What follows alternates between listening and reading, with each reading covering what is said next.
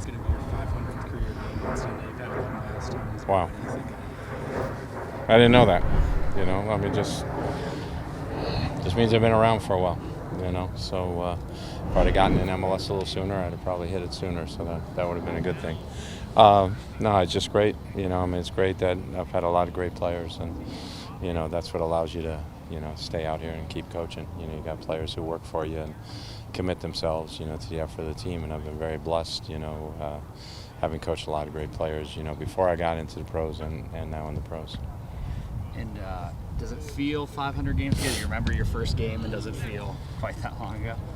I don't know if they counted this as my first game or not. I mean, I remember the first game with the Galaxy. I actually I sat in the stands, but it was sort of my first game because we did the lineup and everything else, and Ralph Perez technically coached the game. We won 1-0 against San Jose. Paul Caligiuri scored the goal, which was my only lineup change to their lineup the week before. I pulled Ezra off the field, put Paul on the field. He scored the winning goal, and 3 weeks later I put Ezra back on the field and then never took him out again. So shows you what I knew at the very beginning. But Paul did score the goal for me, and we beat San Jose 1-0. I don't know if that's technically counted as my first game or not, but that's the one I remember. And kind of a repeat of the other night then, sitting on the sideline. What was your take of the game yesterday?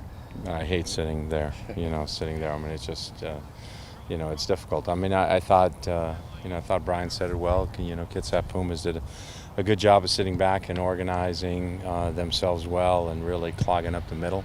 Our crosses were a little bit late, in coming. I think once we started to do that, we were a little more aggressive in the second half than the game opened up. If we knew once we scored a goal, the game would open up, which it did. If we could have gotten that goal earlier, that would have helped. It was unlucky with some of the chances we had at the beginning of the game where we hit the post, Kovar's volley at the back post. If you score one of those, then the whole game changes. And now you go to RSL, I guess. I guess that works against you a little bit having to travel, but do you think that's been a good thing for the tournament rather than the old days where you all could buy the home games? I think a draw is always better, a draw and making it, that way. And I know U.S. Soccer has worked hard to make it more transparent than it has been in the past. And I didn't think when I was a college coach that buying games was a good way to go. And I certainly don't feel that way, as a pro coach. I think a draw is the fairest thing. And then, of course, before that, the Red Bulls. It sounds like you've enjoyed having this break, but you feel like you guys are ready to get going again? Yeah, we're ready to play again. That's why we played a little bit today with this group. And, I think the guys are anxious to play. I know Red Bull probably played more of their starters last night, than we did. But they were away as well at Rochester. But we're looking forward to playing. They played really well prior to the break, and so it's going to be a good game.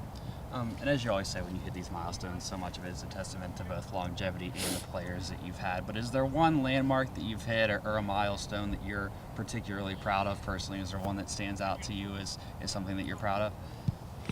No, I mean, the thing that always makes me feel best about coaching is the relationships and the friendships that I've been able to maintain with a lot of players, and that's something that is just really important. I mean, for sure, you always remember championships. There's certain games, you remember.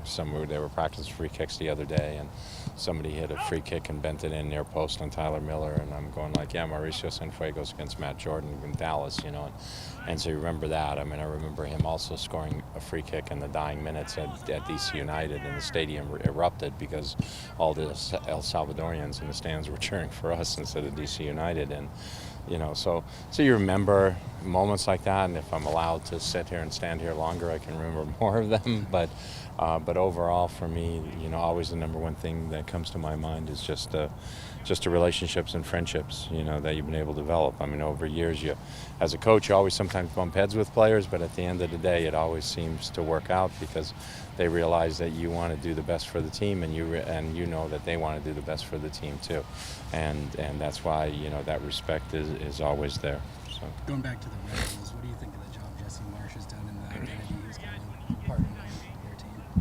Well, he's done a good job. I think they did a good job bringing in players, and the thing that's really helped their team, I think I said this the other day, is they've stayed with their front six. They've been pretty injury-free over the last 18 months or whatever since he's been coach there, and they really haven't. I mean, I can't remember the last time they had to make a change in midfield between McCarty and Christian and Felipe, and then you look at every weekend, it seems Bradley Wright Phillips is up front. Grella seems to keep starting on the left, and, Lloyd Sam, starts the majority of the time on the right, and that's the one change that sometimes comes about.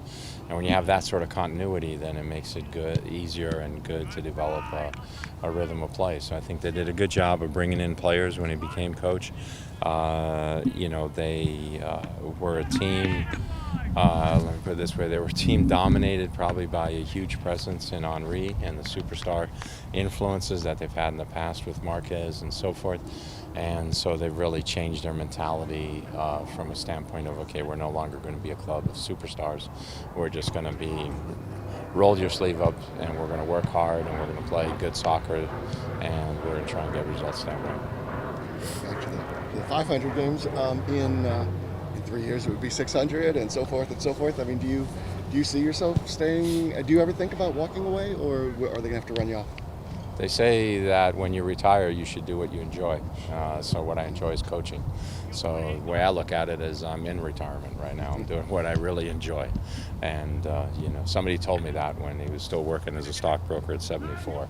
And it always stuck with me. And I always remember that. And I enjoy it. And as long as they're willing to have me, I'm willing to do it because I enjoy being around the game. I mean, it was very frustrating, with the broken leg and not being able to stand out in the practice field and talk to the team and call them into the circle. And, that was probably the most unhappy I've been in the last 30 years, trying to go through that. And so I'm a lot happier now because I get to get out there again. And even though the walk's still a little bit slow, but, being out there is still, what I enjoy the most.